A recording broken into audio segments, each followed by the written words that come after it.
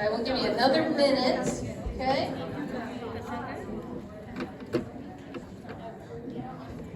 Oh, good.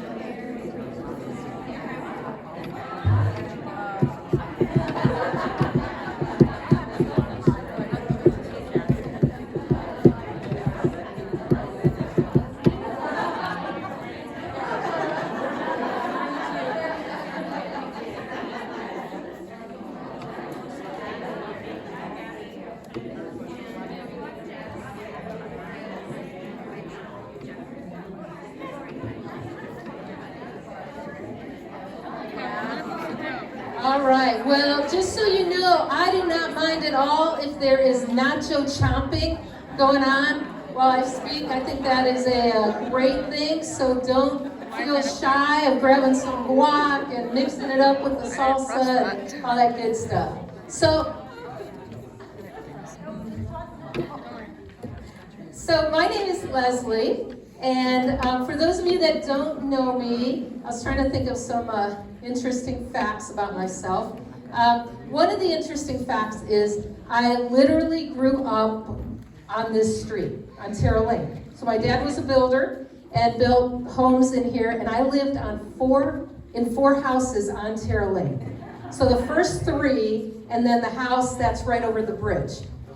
So, and have come to this church my whole life and love it. It's just part of who I am, and love the people and the vibe even here tonight. And so it served with kids for a number of years here, and then with our Foursquare church, and then just in the past 2 years have transitioned back to what I actually went to school for, which is amazing after all these years.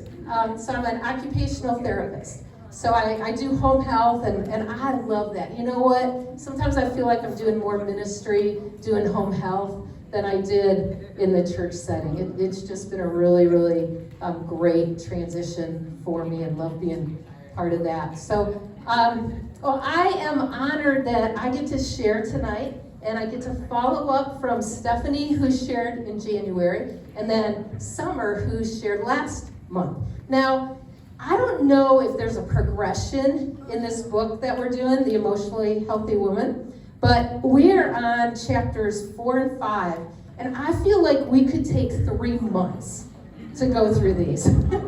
I've been spending the month reading it and just praying and preparing, and it is deep, deep stuff. So I encourage you, if you have the book and haven't read it, like, take some time to do that. So it's quit denying anger, sadness, fear, and quit blaming. Right now, as I said, took a deep dive into this over this past month, and I can honestly say there were things that have changed in me as a result of just taking the time to really go through this, and just spending time with the Lord and being like, Lord, what needs to be transformed in me along this topic? So along this topic, I actually thought about my grandma. Now, I realize that is not normal to be thinking about anger, sadness, and fear, and then say, hey, I was happen to be thinking about my grandma, right? I mean, that just doesn't quite make sense. But let me tell you about her. In fact, let me show you a picture. So this is Grandma Katie, and Grandma Katie, I found this picture of her when she was probably young 20s, and then this was the only other picture I found where she was probably, 60s, 70s, somewhere in there. But she immigrated with her family from Hungary back when she was 5 years old. Went through Ellis Island, did the whole trip to America. And can't you tell, in that picture, I feel like she has such an Eastern European look about her. Like, you could almost say, yeah, definitely kind of Hungarian, and she cooked very, very good Hungarian food. So for all those people who come to this part of the nation and say, chicken paprikash, what is that? Well, our Hungarian roots. Well, she lived through the Depression. She was in her young 20s and came through the Depression, and she was a widow at a young age. Her husband, my grandfather, died when she was 48. She had my uncle. She had three. She had a son, 2 daughters, my mom of which was one, and then later in life had my other uncle. And my grandfather actually committed suicide. So imagine 48, you have an 8-year-old, and this was back, in the early 1950s.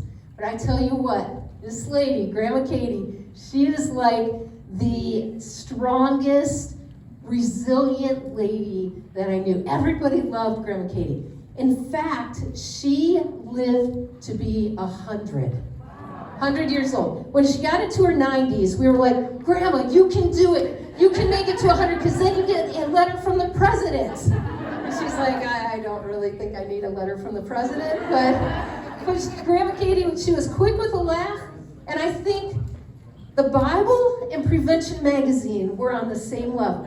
Anybody else have a grandma like that? Where garlic takes care of everything. And I do believe that garlic oozed from her pores. That's how much she believed in garlic and Prevention Magazine. Well, when my grandma was around 95, everyone but Katie knew that she should not be living alone anymore. Obvious to everyone except Grandma. She also thought she could be driving in her 90s. And we were like, no, I don't think so. You don't play bumper cars. Because she would say, well, I only bumped him. I'm like, Grandma, that's not what you do. So along that time that those discussions were happening, I was moving out of my starter home, and it was an exciting time of life for me. This was back in 2005, where I was be able to actually build a house, not me build it, but help in picking colors and all those things out. Actually in Martin's Run. I was one of the first houses on the 2nd Street out there. And I just felt like I was supposed to have Grandma come move in with me. Now, my mom especially asked me over and over again, are you sure? Are you sure? Are you sure? Because my mom was not going to take Grandma. And I said, yeah, I do. I just really feel like I'm supposed to have Grandma come live with me. The way my house was set up and everything. And so she agreed. But once she got in there, somehow this sweet, pleasant lady had a personality change. She became very critical, negative, a little bit difficult. She was 97 at this time. And I think she just did not like living there. She would stand at the back where there weren't any houses yet, and she'd stand there and she'd say, it looks like a cemetery. There's dead people. My grandma, this is not a cemetery. Well, where are all the people? I said, you have to go out the front door.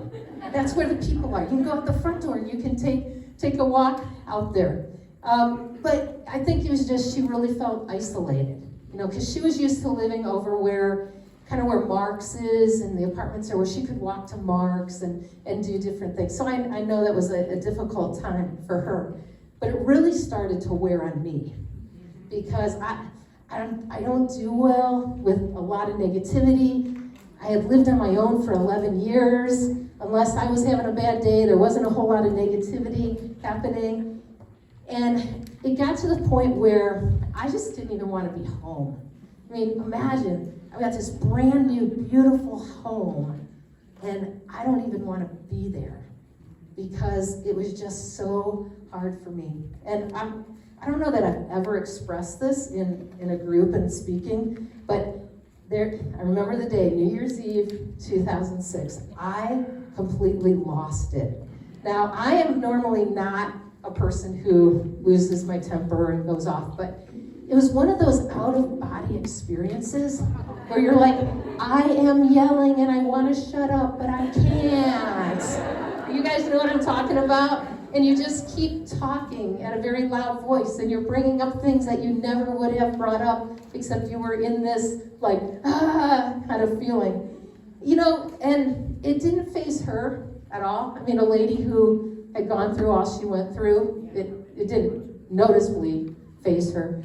But for me, it really wrecked me that I could get that angry and express it in that way. And I apologized to her. In fact, I remember I was going out with friends. I mean, I remember a lot of that night. And just having a terrible time because I felt so badly about what had happened. And I came home and I apologized to her, and she's so gracious, and it was great. She was good with me. Now, what happened then is we lasted together about 6 months, and then she had some medical issues, and the family realized that she needed a little more oversight and care than I could really provide, so she ended up moving in with my mom. Now, honestly, I hadn't really thought about that situation in a long, long time. But when I was reading this chapter, it's like right away, I was transported back to that living room and what was happening in that moment. And because I truly believe God took me back there because there was more of a work for him to do in me. And part of that is I realized how emotionally unhealthy that I was in that moment. And let me explain, because there's obviously more to it. In fact, I had another image that came to me, and it was that of an onion. Now, here's the thing. Anybody smell it? I was smelling it earlier. With an onion, there's the outer part of the onion, and then what happens is, what do you have to do? You have to start peeling it back to get to what really is valuable in that onion, right? Now I could spend a long, long time doing that up here, but you guys know what I'm talking about there. In fact, a couple weeks ago, we had a bag of onions, and I went out to the garage and I grabbed one, and I've never had an onion that had such a hard outer layer. I mean, it was to the point where I couldn't just peel it. I had to take a knife and pry that hard outer layer from that onion. And, that made me think about too, is that sometimes that's what anger does to us, doesn't it? It gives such a hard outer layer that you never really get to the important things that are underneath. We can just peel it back. And, as I was reflecting on that, there were layers of the onion in my situation. Let me tell you what some of those layers were. There was resentment at other family members because I thought that they would help me. But I think they were so happy that I took Grandma in that it was like, oh, good. But bad on me, did I ever express, like, hey, it'd be nice if you'd call, because I assumed that they would just do that. So the resentment just rose up inside of me. There was some sadness that was part of the layers of that onion. And that was because at the same time that Grandma was living with me, my mom was starting to have some health problems. And they were the kind of health problems where you don't talk about it a lot, but you have side conversations with other relatives and you're like, this seems more serious than just a cough. Ever have those kind of things where then it becomes like a sadness in you, like, I don't even want to go there because of what this could mean. And then there was guilt. There was guilt at my anger and how could I get that upset, and guilt for not even wanting to be at home with Grandma. I mean, seriously, who yells at their 97-year-old grandma? But there I was. We got one in the back, like, yes. I can relate. Good, thank you. And then there was another layer on here that I hated to admit was, there was a sense of failure, right? Because I had said I was going to be the hero of my family. I was going to take care of Grandma. And they were gonna be like, all right, Leslie, thank you, you're the best. But I felt like a failure because honestly, I couldn't do it. For that time, it was right, but maybe took on a little more than I could handle at that time. And like I said before, there just, at that time, really looking back on it, there wasn't enough just health inside of me to be able to say, hey guys, I'm struggling right now. This is a lot for me. But instead came that outer layer of just that anger that came up.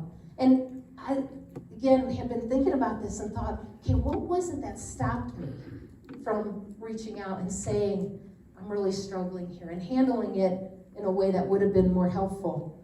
I didn't want to be seen as weak. You know, when you start taking these layers off, I think I've got 5 layers of pride on there. Because I didn't want anybody to think I was weak, because I was always the strong one. Like, Leslie can do it. Yeah, she's really good. She can do it. The next was, I have a very high value on following through with commitment, right? If I say I'm going to do it, I'm going to do everything in my power to do it. Again, failure if I can't do it.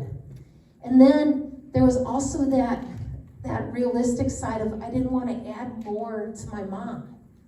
And in fact, after Grandma moved out, after her medical problems, 2 weeks after she moved out, my mom was diagnosed with lung cancer. So, you know, unfortunately for Grandma, then she had to go to another family member's house. But sometimes our motives are okay, like I don't want to add this to my mom, but I think she would have wanted me to say, hey, I'm really, really struggling here. And that's a lot, isn't it? And I'm up here sharing my story, but I bet if we went around the circle, I bet there's things that I hit upon that you'd say, yep, I experienced that, yep, I can relate to that. And there's this, like, what I would call leakage that comes. Like, my anger was this leakage from all the internal things that were happening inside of me. And again, that's because we were never meant to keep stuffing and having those things just layer upon layer in our life. And then, even as the book talks about, I didn't think about it at the time, but as it moves into then quit blaming, quit denying anger, sadness, fear, but then quit blaming. Let's check this out. Blaming, this is from Jerry Scazzaro, comforts us with the illusion that we are in control, but strips us of our God-given personal power and keeps us stuck emotionally in immaturity. We must take responsibility. And I had never looked at it that way. And if you notice, I kind of gave you all cliff notes for this because I knew it was a lot. You know what? I had convinced myself that I had no control in this situation. I had given up just that personal responsibility of taking control and just blamed others instead of taking the responsibility to use my voice to share how I was feeling. And it was almost like, well, everybody else is to blame. My family is to blame. My cousins are to blame that I have this brand new house and I can't even enjoy it. Now, when I say that, it sounds like so gross. But I also know that I'm not that out of the ordinary. That we all have had those times when we're like, why? You know, because of this, I can't do this, or I can't feel this way because of how others are saying that. Well, maybe you've found yourself in those situations, and when you stop, when the world stops, which it never does, but when you stop for a minute, have any of you ever gotten to that point where you're like, how did I get here? Yeah? I've done that like 15 pounds later, right? You look in the mirror one day and you're like, how did I get here? Yeah? Here's a deeper question. How did I become like this? Right? You look in the mirror one day and you're like, how did I become this person? how did I become this person that's so easily agitated? How did I become this person that gets annoyed at every little thing? 2-year-olds are 2-year-olds. Do you expect them to act like a 7-year-old?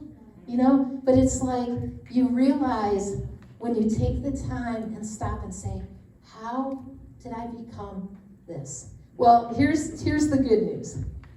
God never, ever, if I can make eye contact with every one of you, God never intended for life to be that way for you. Whether you're 15 or you're 75, 85. Because in John 10:10, it says, I came to bring you life and bring you to the full. To have this life abundantly. So then the question becomes, well then why am I living in this like mucky kind of stuff? And he's up there going, I never designed you to be that way. Yeah, you're going to have trials, things are going to happen in your life, but I never meant for it to keep you just defeated and angry and sad and all those things. Because, you know, the function and the beauty and the pleasure of a favorable onion, I had to read that because I love that line. I made it up. Remember, pride. The function, beauty, and pleasure of this onion comes when you peel the layers off, one by one. In fact, imagine, I love making, warming up Mrs. T's pierogies, all right? And when we saute those in the frying pan, I put in onion and I put in green pepper. Imagine if I just plopped this onion in my pan. That's dumb, right? Like nothing is gonna happen there. Or imagine you're making soup, all right? And you wanna have some onions in it. And you're like, you know what? I'm just gonna plop an onion, a full onion in that soup. Nobody does that because the function and the beauty and the flavorfulness of an onion, like I'm comparing us to tonight, comes when we just peel those layers back and say, you know what? I don't know that I want that. I'm going to peel that one off. And there's another part of that, though. This is what I love about this onion. If you were close enough, I don't know why, I think it's God's grace that I'm immune to it making me tear up. But onions bring tears, don't they? Peeling an onion, there can be lots of tears. You know what else working with onions do? I have had so many cuts at the end of my fingers. And sometimes I don't even know it until the blood is like on the onion. I'm like, how did I get red onions? I thought I got yellow onions. Oh, that was the blood.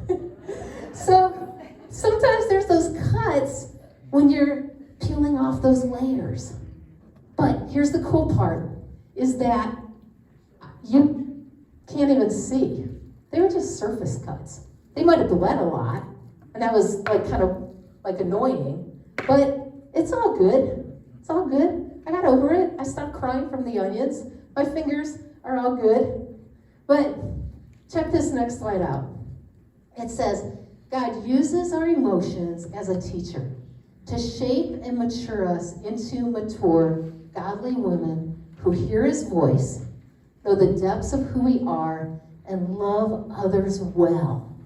How cool is that? Like if anybody's ever told you you're too emotional, they don't know what they're talking about.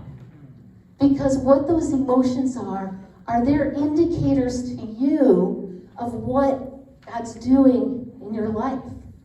If you're willing to unpeel the onion, all right? Because it's going to shape us, it's going to mature us into that mature, godly woman. I love these parts. Who hear his voice. You know, God is speaking to you. So it's just a matter of like taking time and listening. Know the depths of who you are.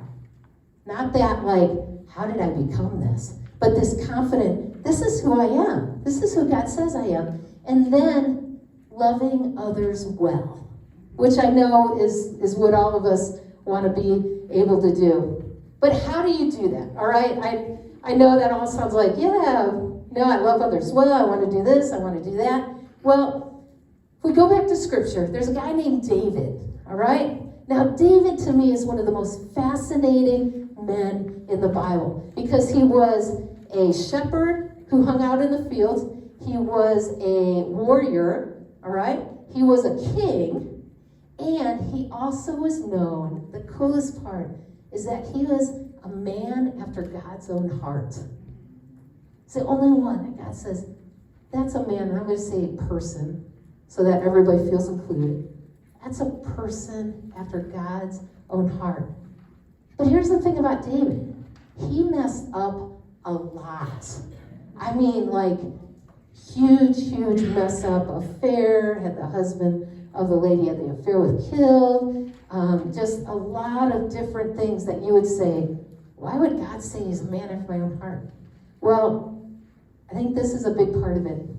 He wrote a lot of the Psalms, okay, in the Bible. Now, there's Psalms that are full of joy. There's ones that are about gratitude. There's others that recount the history of just Israel and the things that God did. But then there's also ones that are called Psalms of Lament.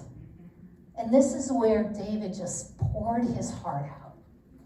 And he didn't worry that God was going to say, you're too much for me. In fact, here's some of the laments that he had. In Psalm 6:30, my soul is in deep anguish. 130, verse 1, out of the depths I cry to you.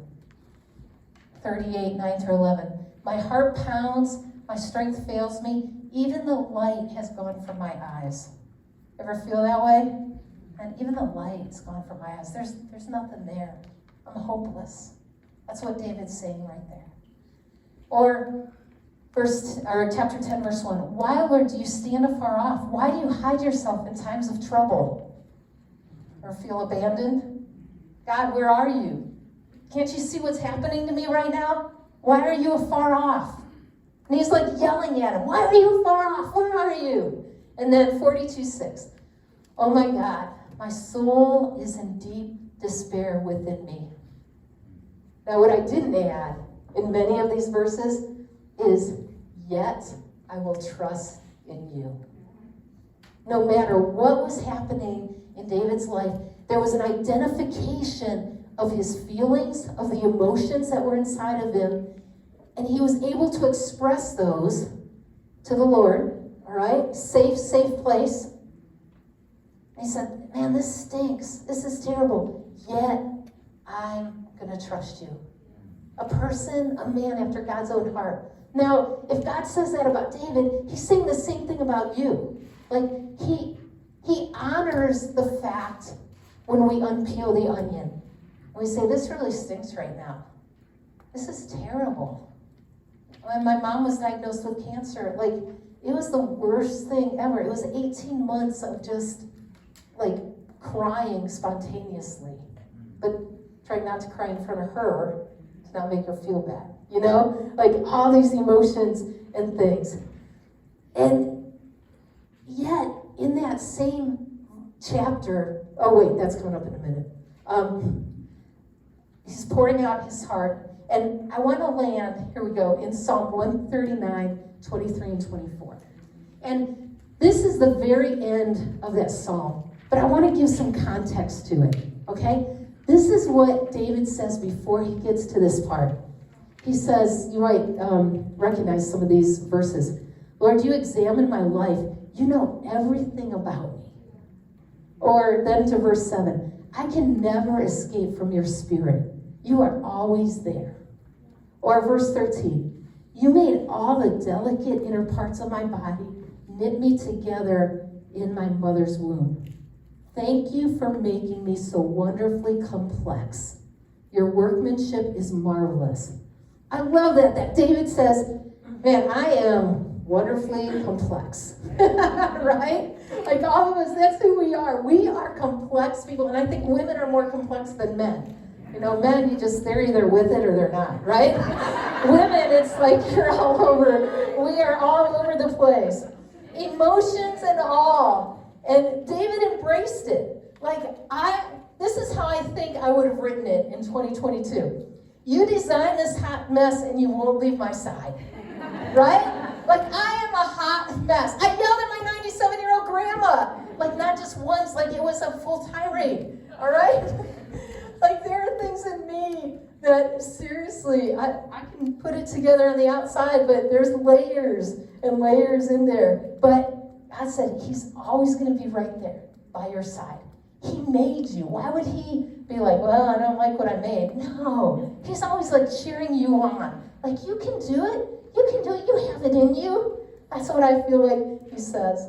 And then he ends this chapter, and I brought this with me because I have this in my bathroom, and I recite this every morning.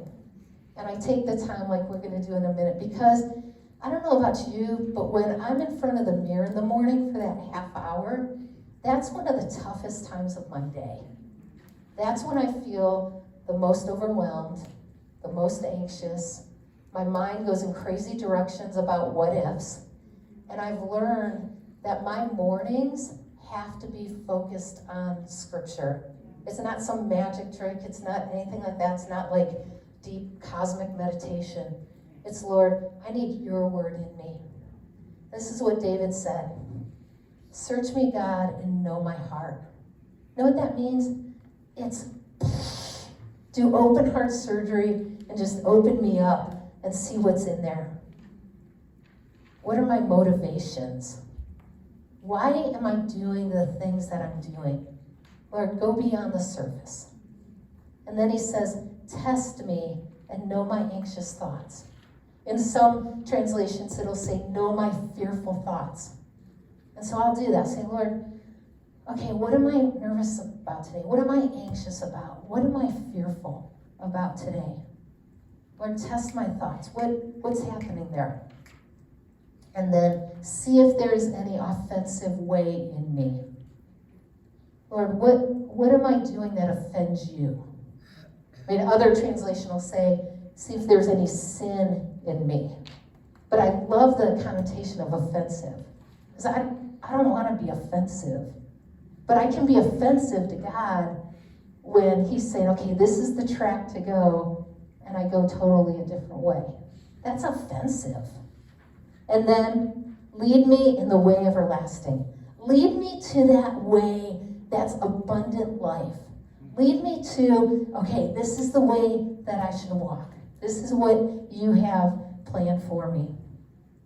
In the book, Jerry Scazzaro, she writes about that. She doesn't use these scriptures, but she says, feel your feelings, think through your feelings, and then take appropriate action. Okay? Feel your feelings, think through your feelings, take appropriate action, which is basically what Psalm 139 is saying right there. But I think what happens with many of us is there's a sense that we don't want to go there, right? Because what happens when you go to that depth of who you really are? When all the noise is gone and it's just, this is my heart, my motivations, these are my fears, these are the things, the sin that's in my life. I think part of it is we don't allow ourselves to go there because it's just too painful. It's dredging up things that we'd rather just leave off to the side. I think there's another main reason we don't go there, though. And I think that reason is if we allow ourselves to feel it and bring some things to the surface, then we have to act on it. And we've spent so much of our life pushing those things down. Because if we allow ourselves to go there, it may require some painful decisions that need to be made. And I want to encourage you tonight that if that resonates in you and it kind of goes like, inside of you, remember, God knit you in your mother's womb. He created you. You are a fine piece of workmanship. He is not going to take you so far and then abandon you. That's not how it works. The way it works is when you do this and he brings things to the surface, he's going to help you walk that out. If you're willing and especially being able to share with somebody, then there's others that will walk that out with you. It might involve getting some professional help. We have Christian counselors that we refer to. There's been times in my life where I've needed to do that, just to get that other perspective. But know that as long as you're going to stuff that down, that volcano's only going to get hotter and hotter. You're going to have one of those experiences like I did where it was like, and then, whatever's in the way there, huh? So, as we end tonight, what I'd love for you to do, would you just kind of put everything down?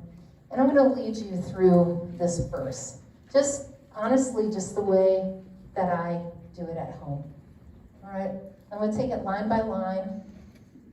And I'll pray before we do this. And just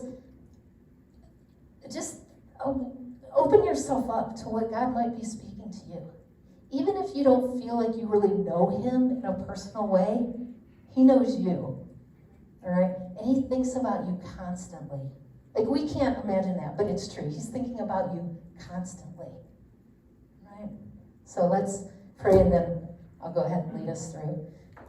Lord, I thank you that you truly have made us wonderfully complex.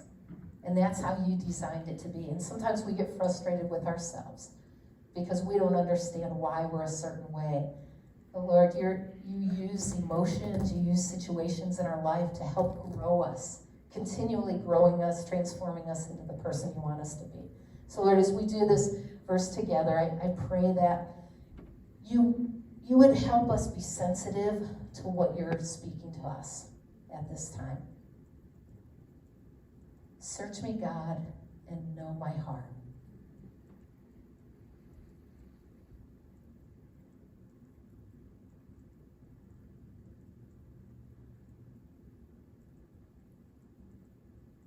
Test me and know my anxious thoughts.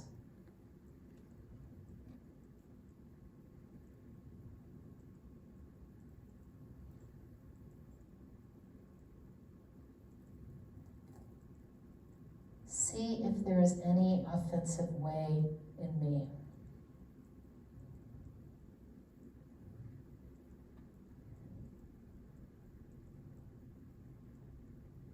And lead me in the way everlasting.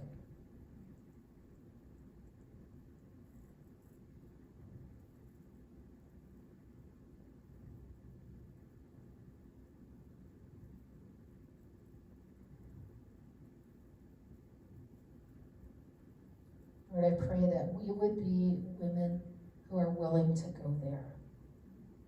And it's things inside of us, thoughts that we have, insecurities, emotions that nobody else knows because we keep them inside.